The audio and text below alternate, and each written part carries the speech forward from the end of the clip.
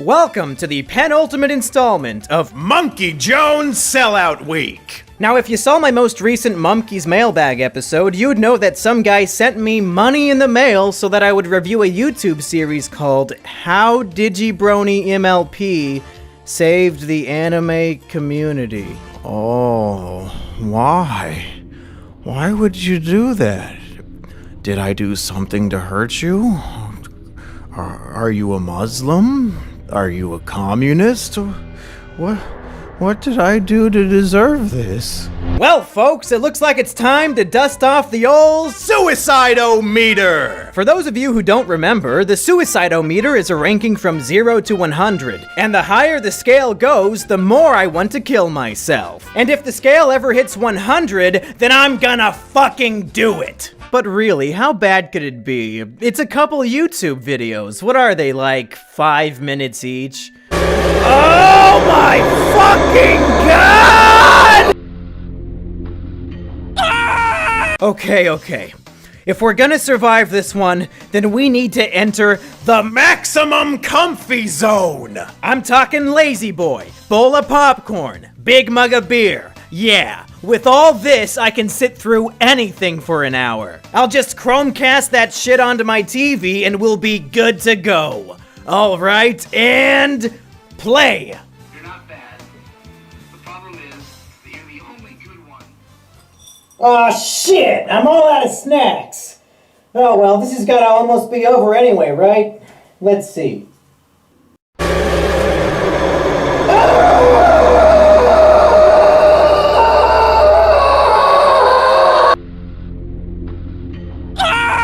Alright, all memes aside, the videos aren't bad at all. In fact, they're actually very well produced and researched. First and foremost, the title of this video series is ironic. The purpose of these videos is actually to point out the various contradictions that Digibrony has made over the years in regards to what he considers to be good content on YouTube. The focus of the video is a drunken 30-minute rant that Digi uploaded back in March where he talks shit about all of the other anime YouTubers and declares himself to be the best one. The video takes statements from Digi's rant and juxtaposes them with other statements Digi has made in the past, and it's just fucking chock full of contradictions. But there's not really any reason for me to make a YouTube video summarizing someone else's YouTube video, because that's just kind of fucking lazy, but this does serve as a good jumping point for me to address something important. In this video series, the creator What the What provides a plethora of evidence and examples of Digibrony contradicting himself, engaging in hypocrisy, flagrantly disregarding valid criticism, and partaking in embarrassing levels of undeserved arrogance. The amount of work involved to make these videos must have been massive. What the What surely watched dozens of hours of Digibrony's videos in order to make this project. But at the end of the day, why? Do we need an hour-long video series to prove that human beings can be arrogant, or hypocritical, or incapable of absorbing criticism?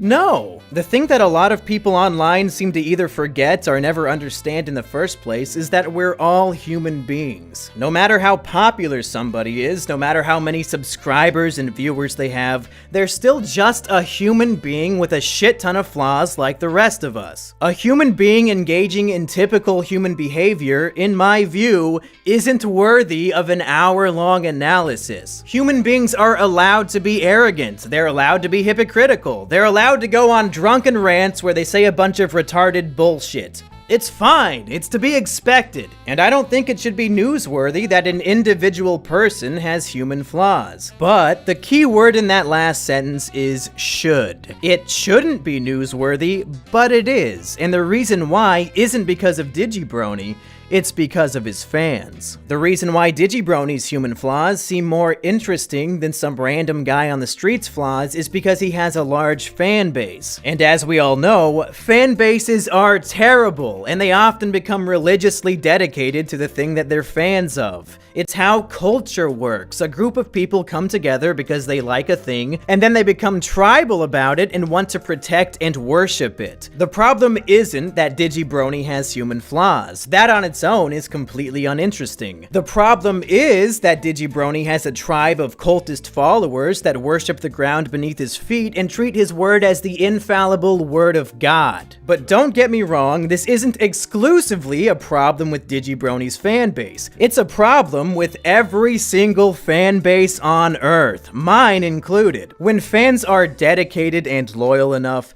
they'll forget that the person they're a fan of is a human being with human flaws. And they will ignore all evidence to the contrary in order to continue worshipping their perfect God. Listen, this video isn't a message to Digibrony, and this video isn't a message to Digibrony's fans. This is a message to everybody. Every single person watching at home. You're probably a fan of things. I am too. And what we as fans should actively try to do is avoid falling into the trap of forgetting that the person we're fanboying over is just a human being. They're not more valuable than us, they're not better than us, they're just human beings. And to treat them as if they're gods above us or as if they're bottom-feeding scum because they don't meet our expectations is just plain wrong. We're all human beings here, and it's important that we don't forget it.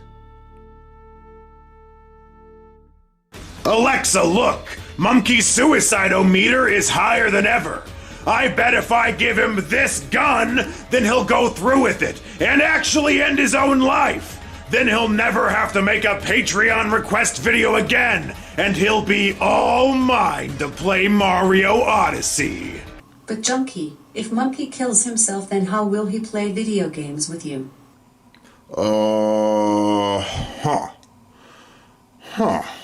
You know, I never really thought about it that way. Well, I wish you would have told me that sooner. I already gave him the gun.